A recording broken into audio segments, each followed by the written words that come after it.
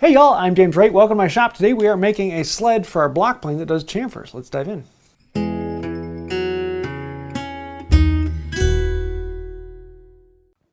You may have seen the Thursday video recently where I talked about making the chamfer plane and why I like it. It's a kind of an interesting design. We went back and forth with Jeff. And so this is going to be making the prototype and making the final version from his kit.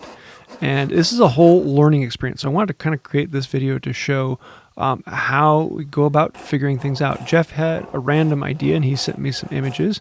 And I thought, yeah, this is interesting, that's interesting. We talked back and forth about it. And then he cleaned up the design and sent me this one. And so I made it on his design. And then we rethought a few things and he came up with the plan. And it works best if you saw on the correct side. It works far more efficiently for some reason. Now this requires two items to be at 45 degrees. And so for this, I found it really useful to use my pattern maker's vise.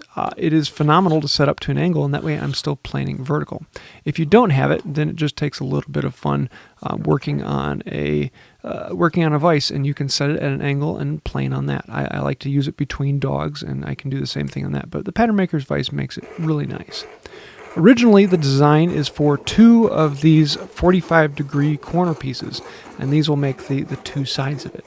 In the end, we found out that they were a bit too big and blocky, and actually, you don't need that much surface area, so Jeff shortened them up and made them a little smaller.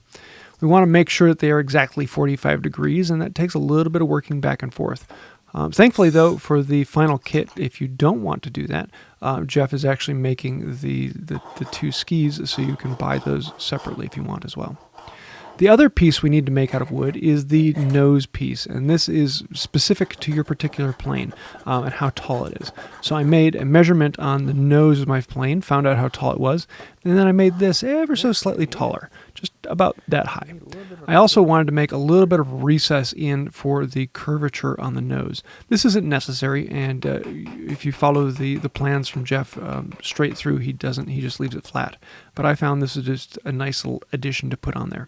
So with a little bit of Purple Heart and carving it, I now have one that fits in there really well. The other thing we need for it are two little metal pieces to go over the ends, and those come in the kit. All the hardware would come in the kit from Jeff. So I'm just going to work with the scrap I have on hand, and these are some aluminum pieces that we're going to cut. We weren't sure what size to make them, and so I made them about this big. Come to find out, they don't need to be that big. They can be a lot smaller. So for the ones from the kit are far more manageable. And these ones look really clunky now in comparison. So it's kind of one of those fun things that you live and you learn. We also need to cut a slot in the end for the thumb screw to go through. So I'm going to clamp the two aluminum pieces together and then that block in there as well, because those all need to be cleaned out. And then with that hole drilled all the way through, I can use a marking gauge to mark up either side. And then I can come into the hacksaw and cut down, and this will create a large slot for the thumb screw to fit into. The ones from Jeff's kit come with the slot pre-made, so you don't have to do all of this work. Coming in and filing them out to smooth them and make it so that the bolts can slide in there easily. Get rid of any of the burrs and clean them all up. On the other side, we also need a hole for the permanent screw to go in. So this will be drilled through all of them and then chamfered out. This will give us the spot for a flathead screw to recess down into. We can take those 45-degree pieces we have and clamp them together. One skid can get one piece and the other skid gets the other piece. Originally on this one, I put both of the hardware pieces on a single skid. And I found for the final one, it's actually a little easier to put one on either side, and it makes it just a little bit simpler, and I like the look of it. We're going to use a little bit of epoxy to hold this all in place and lock them down in. The screw will provide the strength to hold it in, and the epoxy provides the long-lasting bond between them. So we can just sink down the screw, lock it in place, and then come back and clean up the excess glue once it is solidified. The screws I chose were a little bigger because they were what I had in hand, and they actually went through the surface. We were playing with a couple different ideas of using wooden inserts as well as just threading the wood. Threading the wood on this larger one works fine, but for the thinner ones, putting the insert in there is really nice because you're going to be putting that screw in and out and in and out and in and out, and over time, it's going to weaken those threads. So this one I just tapped into the wood. However, for the final one from Jeff, he has them actually putting inserts, which come with the kit. The magnets need to be recessed into the body, and on this first one I used 6 on here, thinking I would need a lot of magnets to hold them in place. And I'm just going to be using a little bit of 5-minute epoxy, though for the final one I just used a super glue on there. You can also see there's a hole busted through on this one where the magnet got a little too close, so I had to be very careful with that. So we can put the screw in there and then put the tape down on top of it, and then put the magnet in, and this puts all of those magnets in parallel form. So even if they're up ever so slightly, as long as the magnets are all parallel, those are what are making contact with the plane. But in this case, there were a little bit here and there that stuck through. Some of the glue came through, and so I'm going to clean some of it up with a chisel. Some of it will come through the file. Those screws that poke through and smooth them out. The nice thing is the kit, all the things are already designed to do that and smooth and clean, and you can get a much prettier looking thing than this. This ended up being okay, but not great, just okay. So with that, we can actually take it for a test drive and see how it does. I really didn't think I was going to like this, and it was a bit big and clunky, but in this case, it works incredibly fast and incredibly easy, and I was absolutely blown away with how easy this was. I gave Jeff a call after making this and was like, this is awesome. It blew my mind. This actually works. So we're going to move over here to the kit. And on this, I'm also going to be making the rails again. I am making them with a curly torrefied maple. If you want to order them with the kit, you can get the 2 rails already made, but the plans come with the drawings so you can make your own. I found it easier to make a 45-degree piece and then cut the rails out of that 45-degree piece, and each one had a step on it, so I could actually put them beside each other here and let the angle rest on each other. Making these with the small 45-degree piece actually is a lot easier than making them the whole thing 45. So you have a parallel side on top and bottom that you can still clamp to and plane against. And so this actually works out very, very well to make 2 of these. And these ones I didn't even use the pattern maker's vise because they were just straight and easy to make a 45-degree angle on. And you don't have to make the angle perfectly 45. It can be off by a degree or so as long as it's close. The closer you make it, the better. And I know the perfectionist people will be like, yeah, you've got to, but you can actually clamp it between dogs like this and make the adjustments until it comes out exactly the way you want. See how I have it just in there at an angle, so I'm still planing vertically. And then I can cut it to the right width, as some of these are a little longer. This is one of the few times where I really like using a Japanese saw on thin stock material, on long rips. It works very, very well for that. A lot of the larger panel saws tend to not do quite as well with deep, long rips because they tend to have larger teeth. Though there are a few panel saws with smaller pieces. So you can see how these 2 pieces come together, and you've got the sleds for your chamfer. So this is what the kit comes with all of the fasteners and hardware, and you can cut the rails to be the right length. The rails that come that you can get with the kit are 11 inches long, if I remember correctly. These ones were however long the stick was, and then I made them longer than my plane. I have the hardware on there with a little bit of a space at either end, so that you have the length of the plane plus the width of the hardware plus a little bit extra, and that's how long you want these. So if in doubt, make them a little bigger. I have this piece of African blackwood that I thought would make a great nose piece for this. It would go well with the torrefied maple and make me happy. And plus, it's a tiny little piece of African blackwood, so why not use it? Before doing any of the drilling and putting in inserts, we want to make sure we have tests, particularly for the magnets, so we know how deep we're going and where to put them. But then for the inserts as well, we want to actually test everything before we put it together. This is one of those things where you think, oh yeah, this should be the right measurement because the magnets are 1/2 inch and the drill bit's 1/2 inch, and then you put it together and find out, not so much. The 2 metal pieces from the kit actually come with these cast marks in them, and I can just deepen them down a little bit with a needle file, and it gives me really nice clean marks. And the nice thing about this is you can put the marks on either end, and you can space out your rails and just put the rail to that mark, and you know that your measurement is right where it needs to be. And I thought this was an ingenious addition from Jeff. He really came up with a really cool idea on this. So I'm going to glue one of them down to the block of African blackwood, and then we can shape the African blackwood to match the block. And a good sharp chisel does some really nice things. I love love working with a good sharp chisel. So we can trim it down to length, trim it down to width. I could come in and plane it, and if you accidentally hit the block, then oh well, yes, you can plane brass. It actually works really well.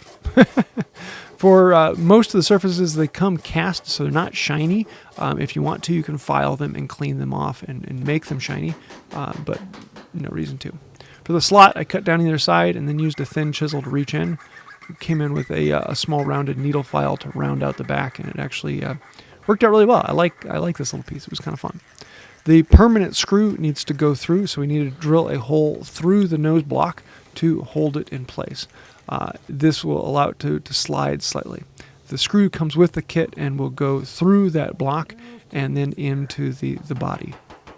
I decided to add that curved section to fit the nose of my plane as well. It is not necessary, but it made me happy, so I decided to add that in. I was going to do it before adding the brass on, but I forgot to, and so it was actually rather easy just to chisel out beside the brass. We want to attach all these pieces down together so we can use the screw to lock everything in. I put the two pieces together and mark out where they run into each other so I can make sure that the holes actually align from one to the other. The little bit of epoxy goes phenomenally well.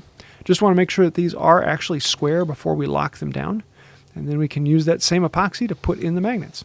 Again, super glue would work perfectly fine here, but in this case, if you got the epoxy already mixing, then why not throw them in there? We'll put the magnets in, put a little bit of tape on top of it, put the plane on top of those, and we want to make sure that they're all exactly where they need to be. The last bit of hardware we need to add are the two thumb screws. And I could have done this beforehand, but I wanted to make sure that they aligned with wherever the brass pieces ended up. So 6 of one, half a dozen of another, you can do them before or after. Again, I'm going to do a test piece just to make sure everything is copacetic in the way it should be. We can drill the holes down in, and then these ones that come with the kit have an Allen screw to put them in, and it really works out phenomenally well. I'm going to put a little bit of wax on there to make sure that they rotate in nicely, and now the thumb screw runs in. On one of these, the thumb screw is going to be far too long, so we can cut that off and then clean off the nose with the file. Because it just has to go through the brass piece and into the sled.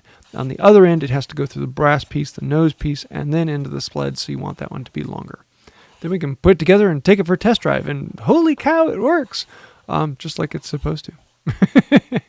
We want to do the finishing on it, so I'm going to use a little bit of a scraper, some sandpaper, get things in and out.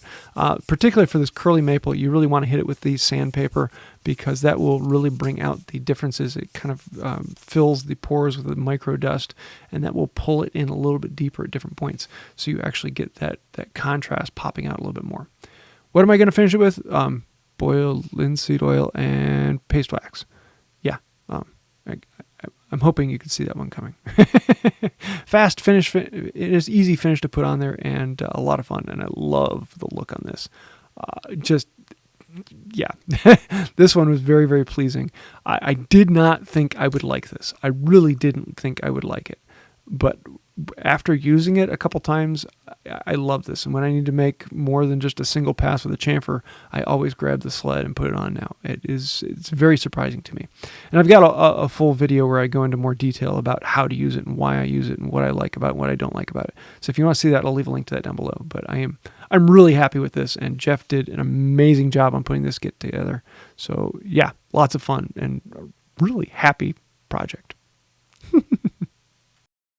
So there you have it. I really like this setup. Jeff from Reed Planes did a really cool job on making a very, very simple kit. This one was the early prototype, and we were playing with a bunch of different things, and Jeff had a couple different designs. This is one he threw together, and I just kind of made the parts out of scrap I had lying around. It's one of those really weird things because honestly, I don't like chamfer planes. I almost never use them. But with this being so easy to just clip on, now I do. Most of the time, I'm just going to chamfer with a block plane. If I'm just breaking the corners, I'm probably still going to do that. But if I want a standard chamfer on all corners, this is incredibly simple and very, very easy. It just locks in place and you go. Especially with the markings on the ends of this so that you can get the adjustment on there.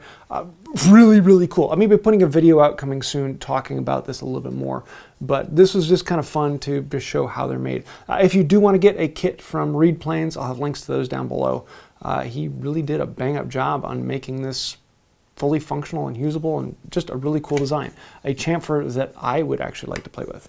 So if you like this, or if you have any thoughts, things that we could do better, things we could try, let me know those, throw them down in the comments. I do like reading through those, and Jeff and I both learn from those, so thank you. Anytime you throw comments down there, that helps us out, not just with giving us more information, but it helps out the channel, helps us get in front of more people, helps the channel grow. Thank you. Without you guys commenting, liking, sharing, subscribing, we wouldn't be here. And if you want to go even farther, there are all these names over here. Those are all the fantastic, wonderful, benevolent, and gorgeous people over on Patreon. Because without patrons, we wouldn't exist. We are completely sponsored by patrons. We don't say what other people want us to say. We say what you want us to say. So thank you. If you'd like to find out more about that, you know what to do. Links down below, doobly-doo, and all that. I think that'll do it for now. And until next time, have a wonderful day. So this is a chamfer sled. I'm really looking forward to putting a little bit of wax on it and taking it out this winter and seeing what it can do.